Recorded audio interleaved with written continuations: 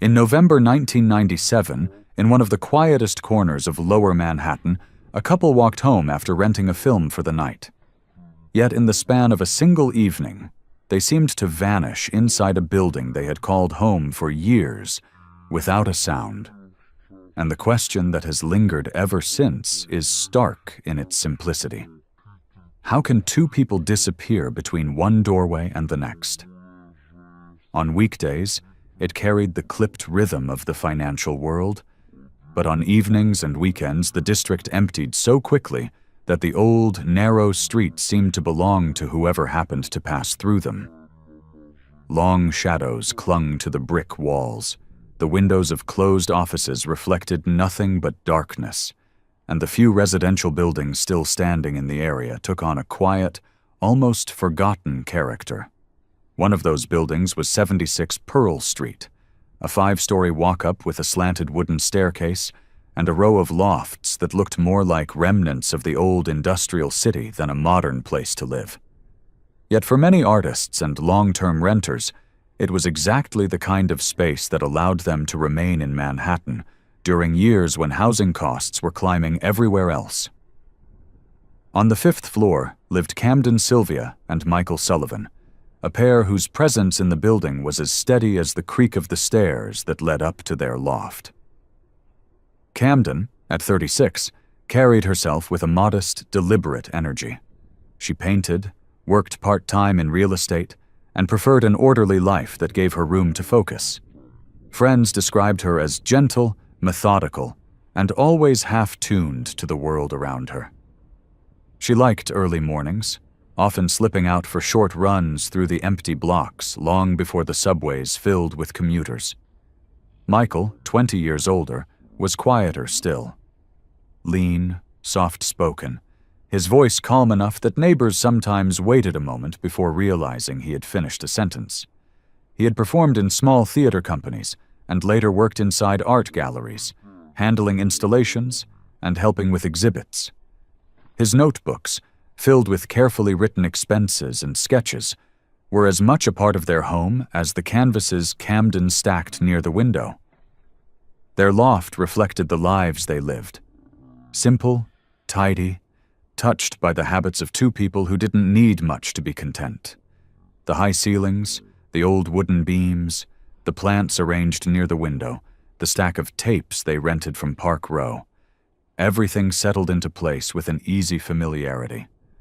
Rent stabilization kept the price far below the rising market, a fact they and the other tenants guarded quietly. In a district where buildings were constantly bought, sold, and repurposed, the stability of 76 Pearl Street was something none of them took for granted. But as autumn settled in that year, the building began to show its age more sharply.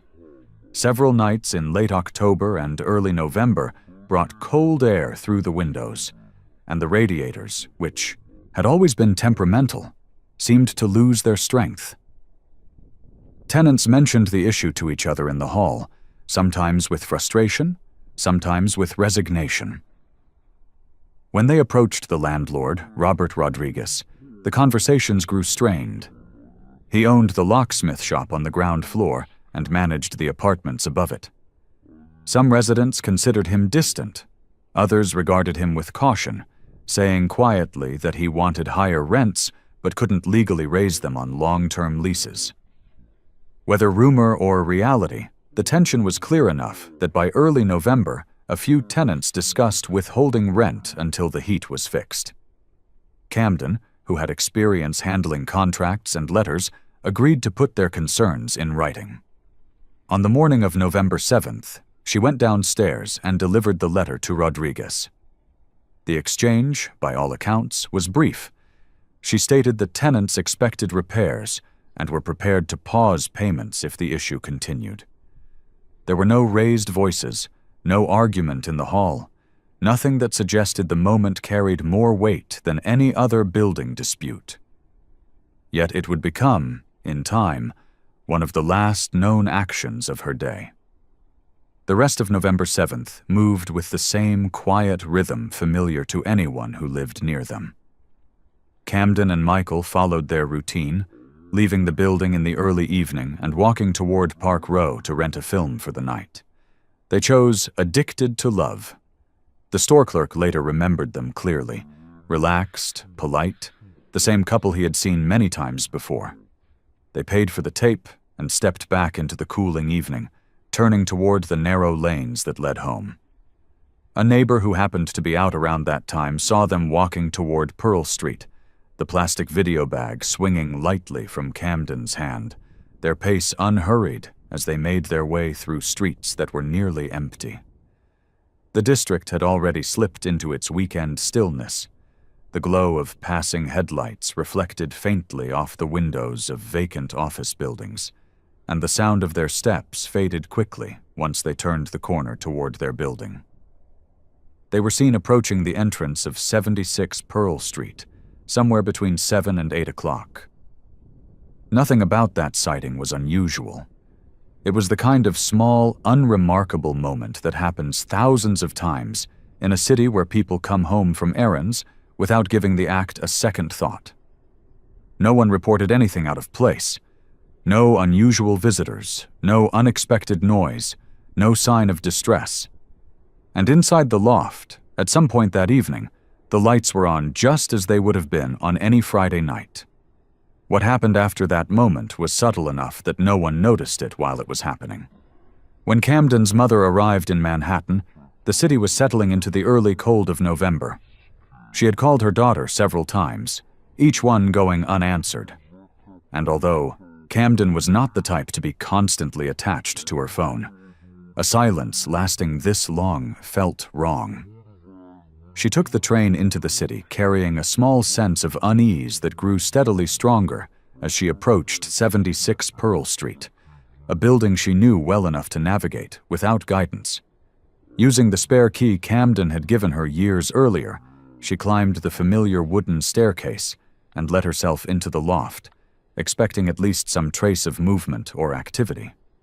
Instead, she walked into a space that looked exactly as it had on the last day she visited, as though time inside the apartment had simply stopped. Nothing appeared disturbed. Camden's coat was still hanging by the door, the one she wore during her morning runs. Michael's wallet lay neatly on the table, next to a small tray where he kept loose change and receipts. Their passports rested in a drawer along with their credit cards. A half-finished painting waited on an easel by the window, and the plants Camden cared for so consistently were beginning to sag slightly, as if even they had noticed the absence. The videotape they rented on November 7th was placed near the television, but had not been opened. There was no sign that either of them had prepared to leave, no indication of travel plans, and no missing luggage or clothing. The loft felt neither robbed nor abandoned. It felt paused. Realizing the weight of what she was seeing, she contacted the police. The report was classified as a missing persons case, but the unfamiliar stillness of the loft was enough to prompt the Manhattan South Detective Squad to take the situation more seriously than a typical disappearance. Officers arrived later that day, moving through the loft slowly, observing the details that most visitors would overlook. They found no signs of struggle, no overturned furniture, no marks on the floor, no broken objects that suggested a confrontation. The dust settling evenly on the table told them the apartment had not been wiped down or cleaned after the couple was last seen. Everything belonged to a single moment in time, the night of November 7th. Detectives expanded their examination into the hallways and stairwell, speaking with every resident who was home. Some tenants had not seen the couple at all that weekend. Others recalled only that the building had been unusually quiet. But one neighbor, after a moment of hesitation, mentioned that she thought she heard raised voices from somewhere below her unit late that Friday night. She could not identify who was involved, or even say for sure that it came from Camden and Michael's loft. Old buildings like this one carried sound unpredictably. A conversation from the street could echo up the stairwell. Still, it was the first hint that something unusual might have happened, and investigators marked it as a detail requiring follow-up. When detectives spoke with the landlord, Robert Rodriguez, his answers came quickly and without detail. He confirmed receiving Camden's letter about the heating issue, but insisted he had not seen the couple afterward. His tone was steady, his manner reserved, and he offered no information beyond what was strictly asked of him. The officers made note of his responses. At this stage, without evidence pointing toward wrongdoing, Rodriguez was treated as a person who might provide context, not someone under suspicion. Even so, the tension between him and the tenants gave investigators reason to keep his name at the top of their interview list. With the building offering no immediate clues, the detectives turned outward. They retraced the couple's last known movements, starting with the video store on Park Row. The clerk remembered them as calm and friendly. The rental log confirmed the time they checked out the film. There were no cameras that recorded footage, only monitors that displayed live feeds, common at many shops in the 1990s, and no employees had noticed anyone following or watching the couple. The route back to Pearl Street was searched, but the quiet, almost empty streets offered nothing to analyze. The financial district at night was not the kind of place where casual witnesses were plentiful. Checking hospitals and emergency rooms produced no matches. The couple's names did not appear in admission logs. Their bank accounts remained untouched. There were no credit card transactions, no cash withdrawals, and no signs that they had purchased tickets, hotel rooms, or transportation. For investigators, this absence of financial activity was the clearest indication that the couple had not simply walked away from their lives. Adults might leave under their own will, but disappearing without taking money, identification, or essential belongings was an action rarely seen in voluntary departures. As news of the case reached the press, reporters began framing it as a double disappearance, a phrase that carried an unsettling weight. Two adults, known for their steady routines, had vanished together without a trace. Local papers published photo spreads of Camden and Michael, describing their last known whereabouts and asking the public for information. Friends printed flyers, handing them out near subways, cafes, and community spaces. The response was sympathetic but unproductive. No one came forward with a sighting reliable enough to guide investigators. In the midst of these early efforts, a detail surfaced that shifted the tone of the investigation. When detectives attempted to schedule a follow-up interview with Rodriguez, they learned he was not at his upstate residence in Slate Hill. According to his family, he had left several days earlier, supposedly to speak with police in Manhattan. But no officer had met with him, and no appointment had been arranged. For nearly 2 weeks, no one, neither family nor investigators, knew where he was. When he finally resurfaced, he offered no explanation for his absence and declined further interviews. The disappearance of a witness, especially one with recent tension involving the missing tenants, was noted carefully in the case file. It did not prove anything, but it marked a shift from routine questioning to a more focused interest. By the 10th day of the investigation, detectives had exhausted the most immediate avenues available to them. The loft remained undisturbed, the trail outside the building cold, the paper records unchanging, and the witnesses inconsistent or unclear. The early hope that a simple misunderstanding or temporary absence might explain the couple's silence had faded. There was now a growing awareness that whatever had happened to Camden and Michael had occurred in a narrow window of time and had left virtually no footprint behind.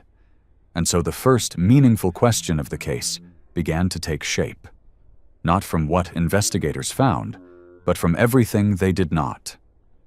If the couple left their loft sometime after renting a film on November 7th, how did they leave?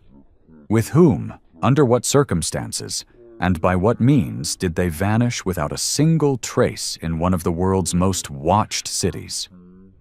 In the months following the disappearance, the investigation gradually shifted from urgency to uncertainty. At first, the detectives reviewed every detail with the hope that something small, easily overlooked, might point to a direction they had missed. Yet nothing in the early findings changed. The loft remained a still photograph of the night the couple was last seen. There were no signs of a struggle, no fingerprints out of place, no evidence indicating that anyone else had entered the apartment. Without witnesses or physical clues, the ability to build a timeline became almost impossible. Missing persons cases depended on movement, financial activity, sightings, communication. But here, everything had stopped at the same moment, and the absence of these traces gave investigators nothing to pursue. As the weeks passed, the lack of physical evidence became the central obstacle. Without a body, the situation could not be classified as a homicide.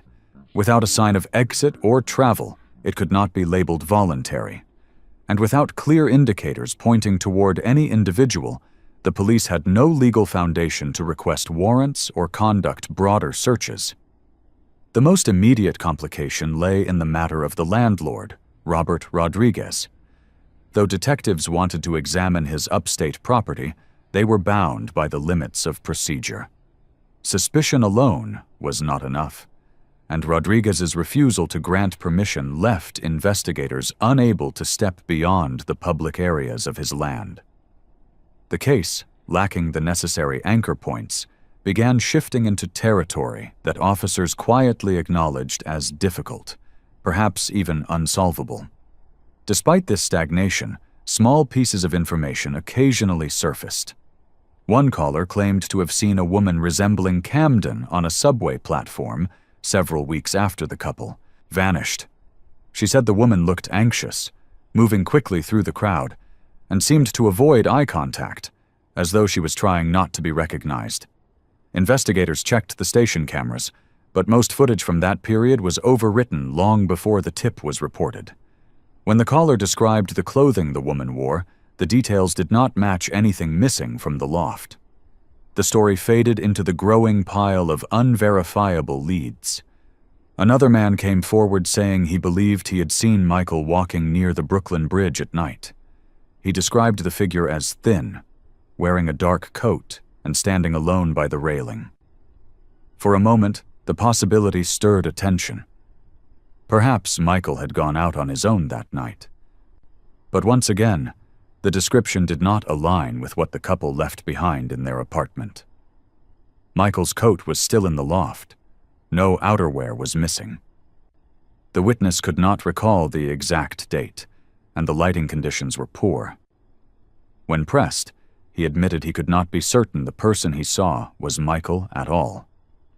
These sightings, though intriguing, produced more noise than direction. A reminder that in large cities, resemblance could easily mislead. Meanwhile, the emotional landscape for the family evolved in its own way. Camden's mother continued paying the monthly rent on the loft for months after the disappearance. She said quietly to a detective one afternoon that she wanted the place to remain as it was, so that if her daughter walked through the door one day, nothing would feel unfamiliar to her. Friends of the couple created informal groups, held gatherings, and wrote letters to officials, hoping to keep the case alive in public memory. Their efforts reflected a mixture of grief and determination, though with each passing month, the momentum of the case outside their circle slowed. In 2000, an unexpected development appeared, though not the kind the investigation needed. Robert Rodriguez, the landlord, was arrested on unrelated charges: credit card fraud, identity misuse, and inconsistent financial filings. News of his arrest reignited speculation about his past and character. Some believed this strengthened the idea that he might have been involved in Camden and Michael's disappearance. Others pointed out that without any physical evidence connecting him to the case, these criminal activities could not confirm anything beyond questionable behavior. Still, for detectives, it was notable. They reviewed Rodriguez's statements again, looking for inconsistencies, but found no new legal basis to link him to the disappearance. The case remained stuck, and the landlord's arrest, though dramatic, did not provide the breakthrough many hoped it would. By this time, the investigation had officially entered the category of a cold case. The detectives who initially handled the file had moved on to other assignments, and fresh officers reviewed the materials with new eyes, hoping an overlooked detail might present itself differently. But the files told the same story. A couple seen entering their building one evening, never seen again afterward, with nothing inside the loft or the city to explain the transition from presence to absence. Cold case units were accustomed to long gaps in evidence, but here, the gap started on the very first step. As Manhattan grew rapidly in the early 2000s, the atmosphere around 76 Pearl Street changed. Construction cranes appeared across the district, new buildings rose, and the once quiet weekend streets filled with restaurants and residential towers. The shifting skyline made the old structures seem even older. Around 2004, ownership of the building changed hands. The new owners renovated units, raised rents where legally possible, and transformed the property to match the district's new identity. Camden and Michael's loft, still locked, remained untouched for a period before eventually being cleared under court supervision. By then, it was no longer a preserved space holding hope. It had become an artifact in an investigation that had drifted far from public attention. For the detectives who still kept an eye on the case, the transformation of the neighborhood carried a quiet symbolism. The city had changed, people had moved, and memories of that November night were growing distant. Some officers remarked privately that cases like this were the most difficult, not because of what happened, but because of what never appeared. No body to recover, no evidence to analyze, no confession, no final clue discovered years later. Just a void where answers should have been. By the time nearly a decade had passed, the case was reviewed only when a new tip arrived, although tips had become scarce. The file sat in the cold case unit alongside others, marked by long silences. Each time an officer opened the folder, the descriptions and witness statements remained exactly as they had been on the last day of active investigation. No new report had been added. No discovery had changed its course. And so the unanswered question remained as unresolved as it was on the day Camden and Michael were last seen. Without evidence, without witnesses, without movement, how could two people walk into their building one evening and never be seen again? 10 years after the disappearance of Camden Sylvia and Michael Sullivan, the case was pulled from the quiet shelf where it had rested for most of a decade. In 2007, on the anniversary of the night they were last seen, the cold case unit revisited the file with a structured review, a process the department occasionally undertook when time, technology, or new procedures offered even the faintest chance of uncovering something previously missed. Officers who had not been part of the original investigation approached the case with fresh eyes, hoping distance might reveal patterns earlier obscured by the urgency of the first search. The review began with the fundamentals, the timeline, the last sightings, and the state of the loft. Investigators studied the heating issue that had stirred tension in the building, the letter Camden delivered to the landlord, and, significantly, the 2-week period during which Robert Rodriguez could not be located by police.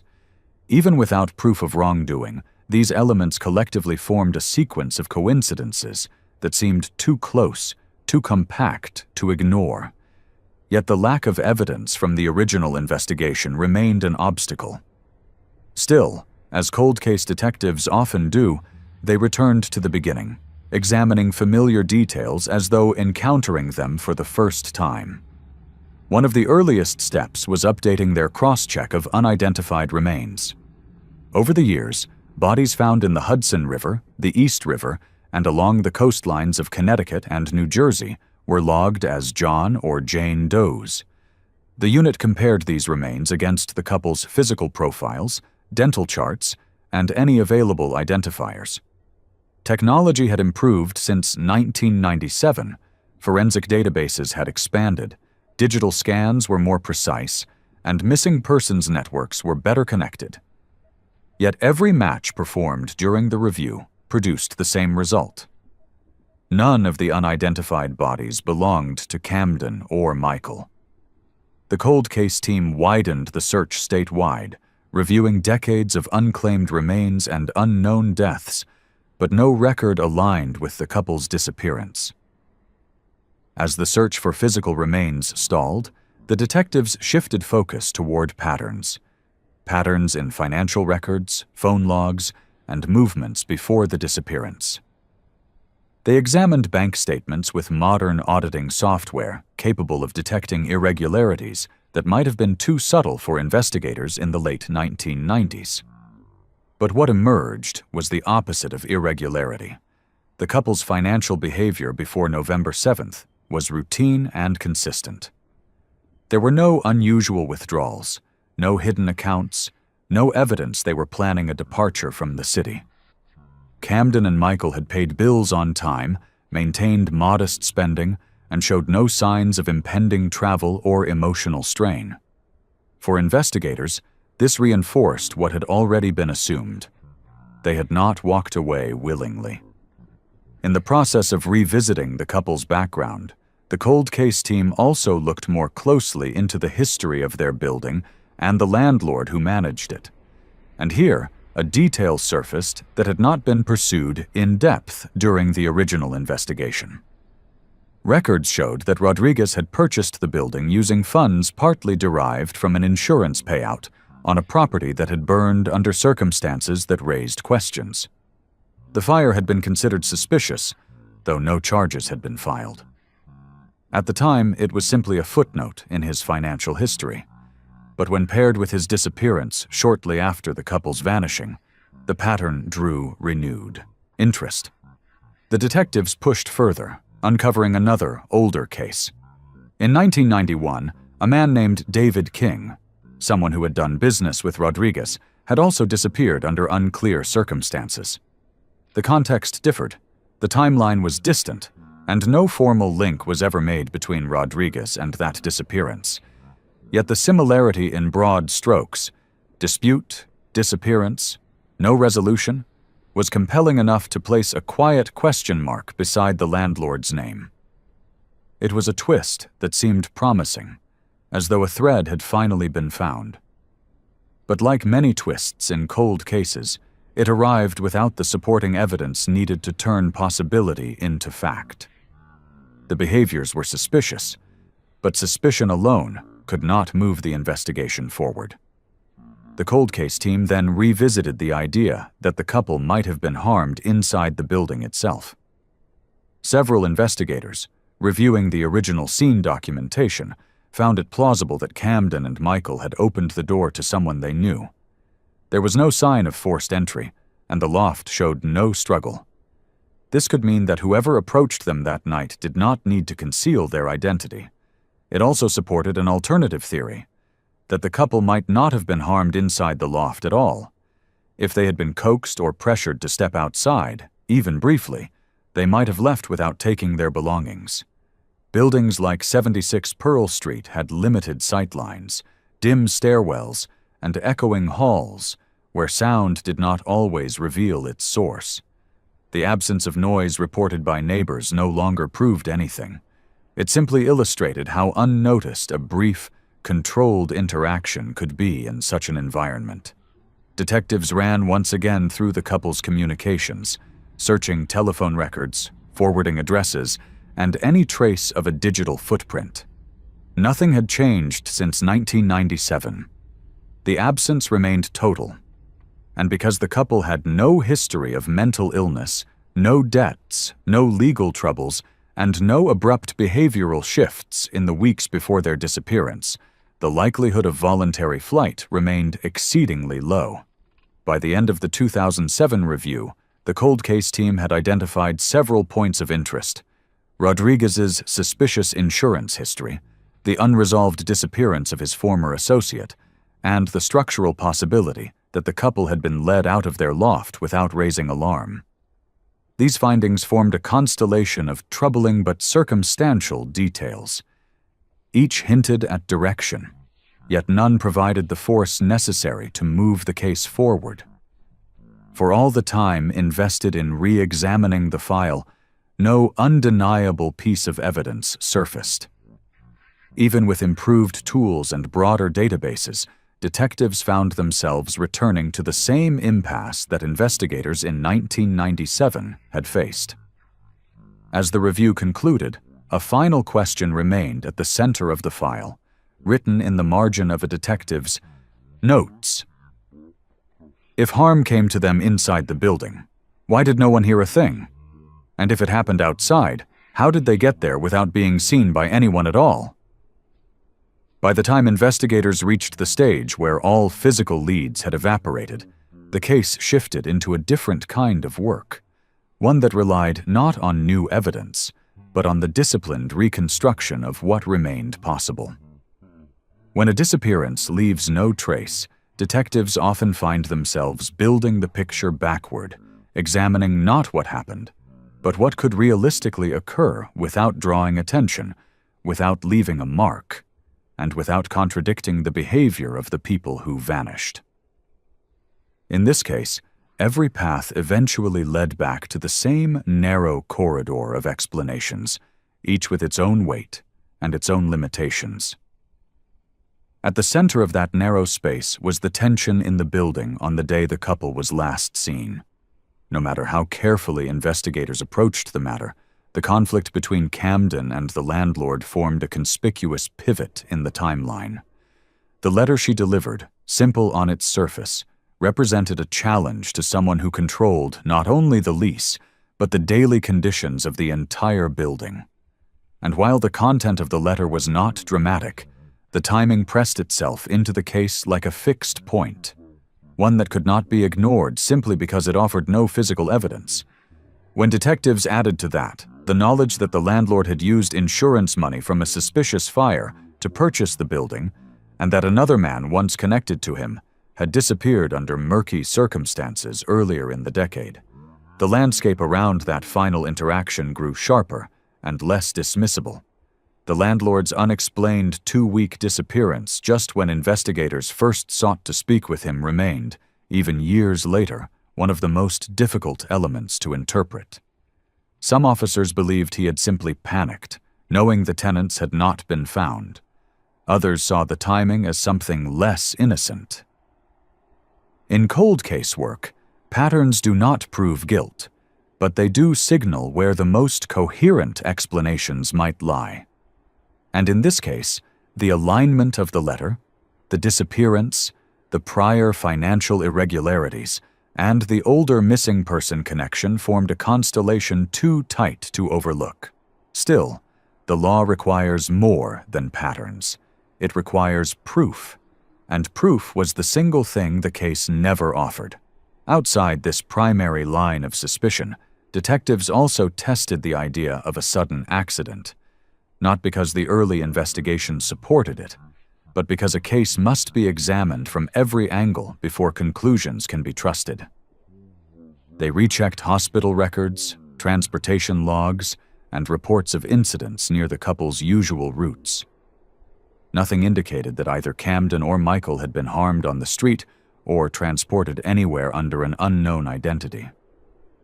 Most accidents leave a footprint, an ambulance call, a witness at the scene, a medical intake form. Here, there was only silence. If something had happened beyond the walls of the building, it had to involve extraordinary coincidence. No witnesses, no paperwork, no aftermath. With each review, the scenario became less compatible with the reality of urban life, especially in a city that documents nearly everything. The possibility that the couple had walked away on their own was also revisited. But as detectives studied the loft, the finances, and the routines laid out in the years prior, the idea continued to fracture. Their passports were untouched, their clothing remained where it had always been, and the absence of any behavioral changes before the night of November 7th stood in stark contrast to decisions that typically precede voluntary disappearances. People who intend to leave often leave clues: small purchases, private withdrawals, sudden emotional distance. None of that appeared here. The couple's life, as reflected in their belongings, showed intention only toward the next day, not toward a departure. When investigators compared the viability of each scenario against one another, the outcome felt almost inevitable. If the couple had not left the city willingly and had not suffered an accident outside the building, then what remained was the unsettling possibility that harm had come to them inside the structure itself. The layout of 76 Pearl Street made this plausible in ways that outsiders rarely appreciated. The stairwell was narrow, the lighting dim, and the acoustics inconsistent. A conversation on one floor might echo sharply, while an argument on another could go unheard.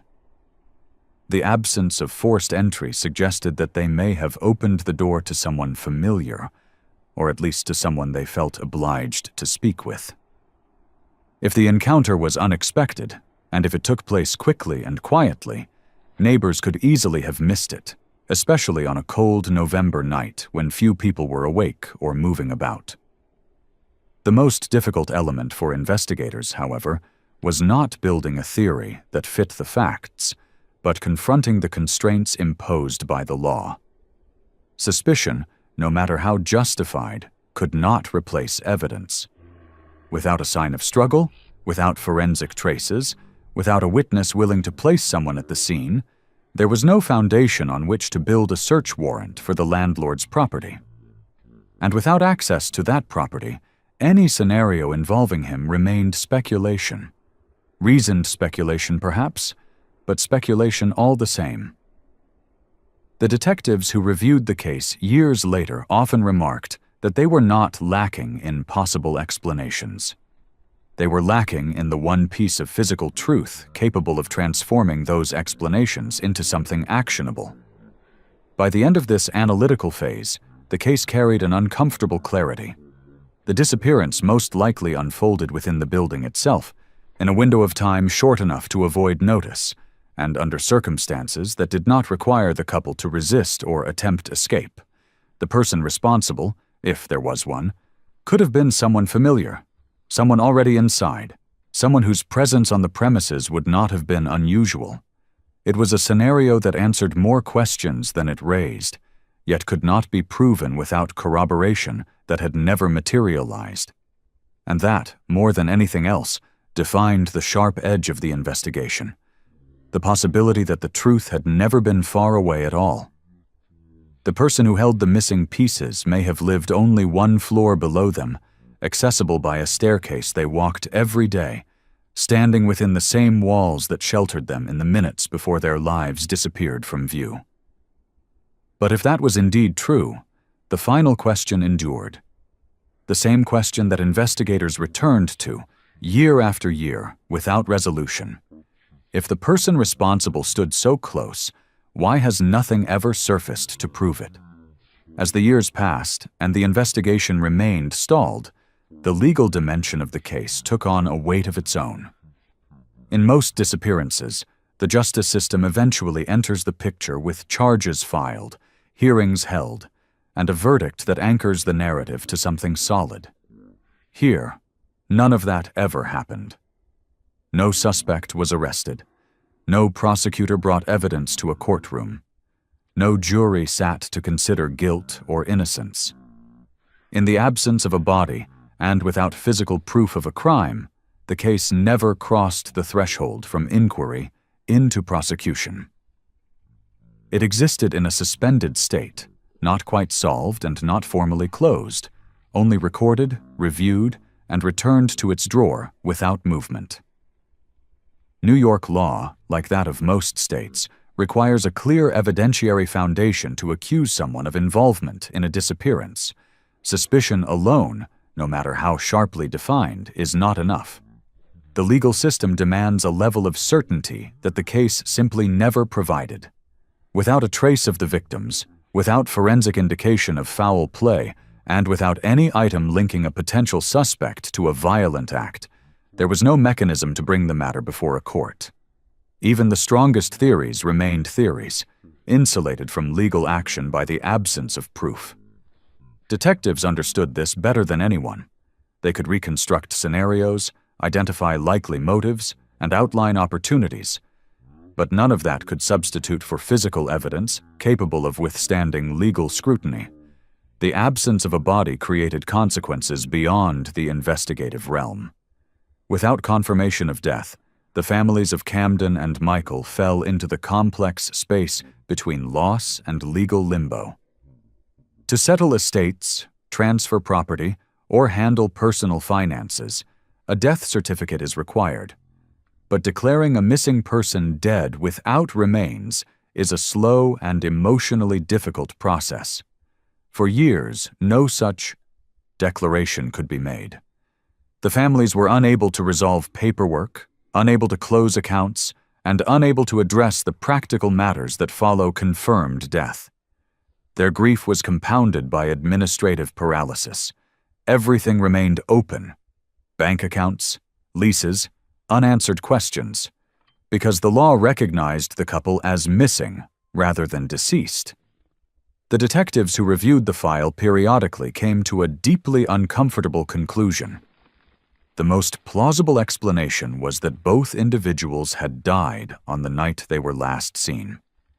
The absence of voluntary departure indicators, the sudden stop to all financial and personal activity, and the lack of evidence suggesting an accident or medical emergency pointed to the likelihood of foul play. When the investigators revisited the building's layout, the tension surrounding the landlord and the narrow window of time in which the disappearance occurred, the scenario that fit most consistently was that whatever happened to the couple happened within or near their building on Pearl Street. The method would have required speed, familiarity, and an understanding of the environment, factors that aligned closely with someone who lived or worked in the building. But even as this reasoning grew stronger, the limitations remained fixed. Without bodies, detectives could not determine cause of death, time of death, or location of death. Without these, they could not affirm that a crime had taken place in the first place. And without evidence tying an individual to a criminal act, the question of who might be responsible drifted into the realm of implication rather than legal reality. The landlord, with his proximity, his disputes with the tenants, and his troubling history, stood out sharply in the detectives' reports. But no matter how compelling the narrative appeared, narrative alone could not prosecute. There was no weapon, no witness, no confession, and no traceable movement from the victims after they entered the building. The theory remained intact, but unprovable. For the families, this gap between likelihood and certainty was the hardest part to bear.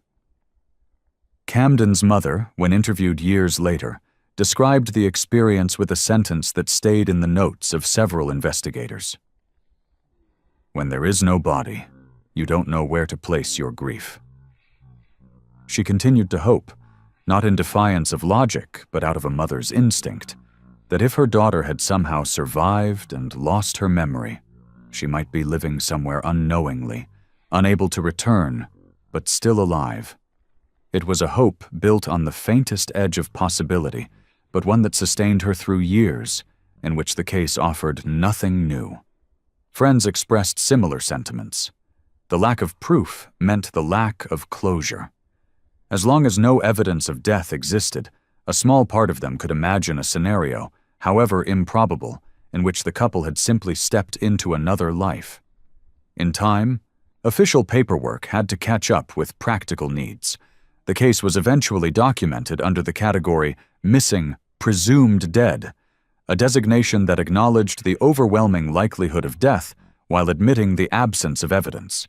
It offered families a way to make necessary legal decisions, but it did not answer the deeper questions. The presumption provided structure, not truth. It allowed the case to move into the records of long-term, unresolved disappearances while leaving untouched the matter of who, if anyone, had caused their fate. As the legal chapter of the investigation closed, what remained was a quiet realization shared by both detectives and family. The justice system could not move without evidence, and this case, more thoroughly than most, had refused to leave any behind. Years later, the file continued to rest in the cold case unit, opened occasionally when an unidentified body needed comparison or when a new officer wanted to understand the complexities of a disappearance without witness, sound, or trace. The lingering question at the end of all legal review was simple yet unsolvable.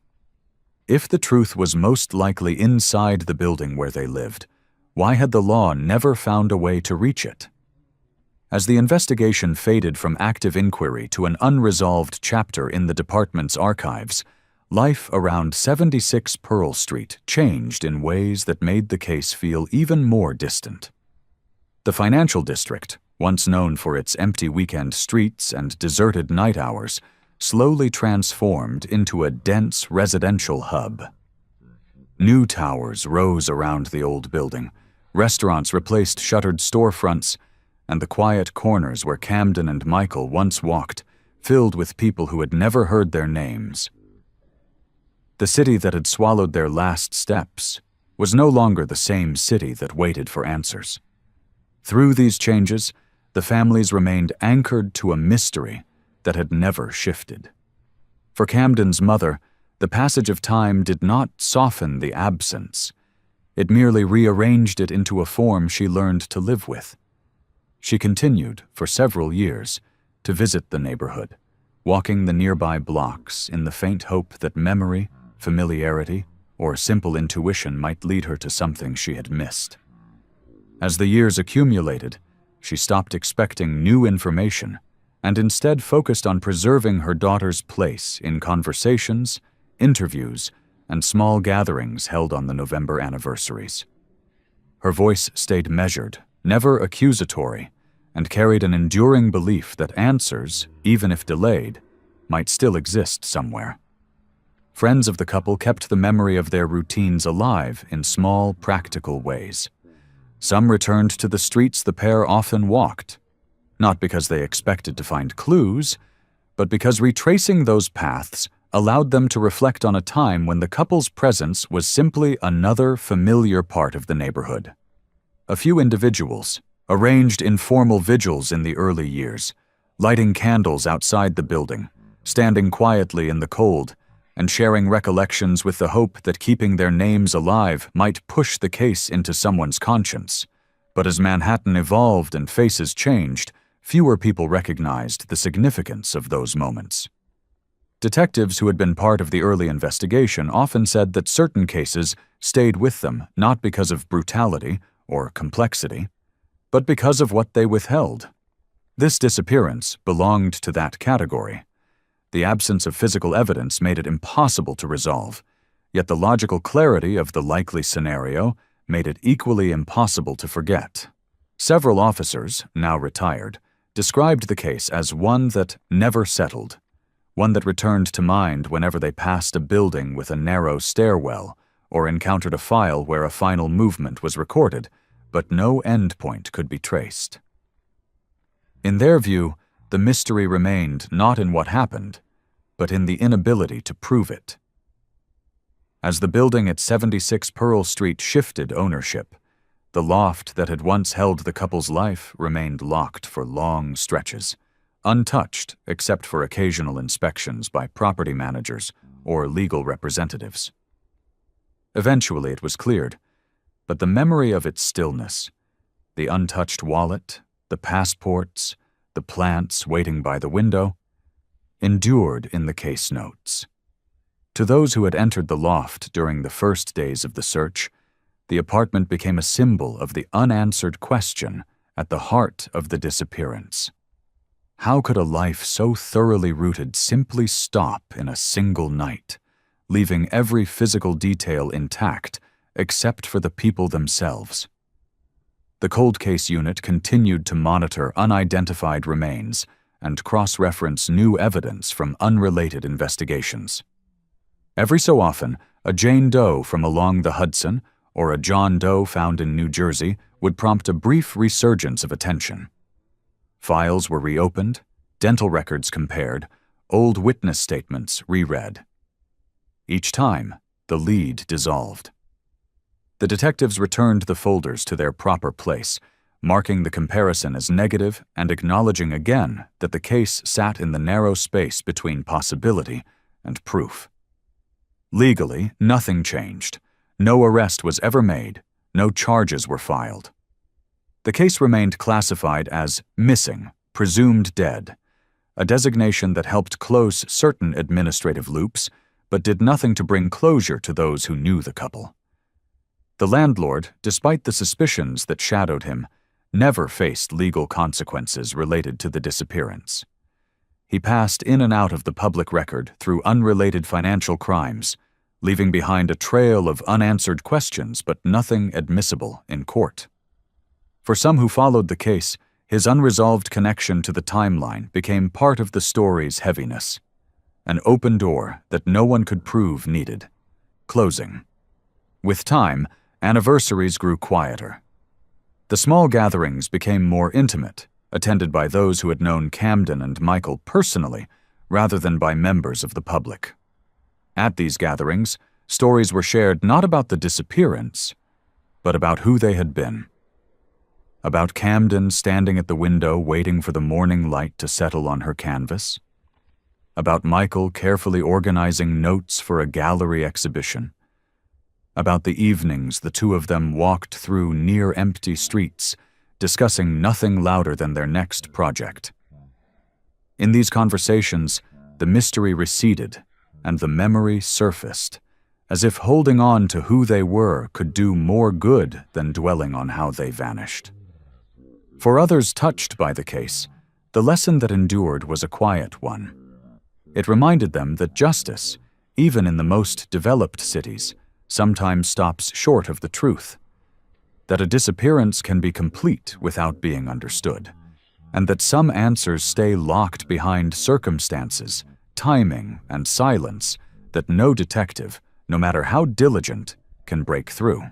A few officers noted that this case altered how they viewed missing persons' work for the rest of their careers.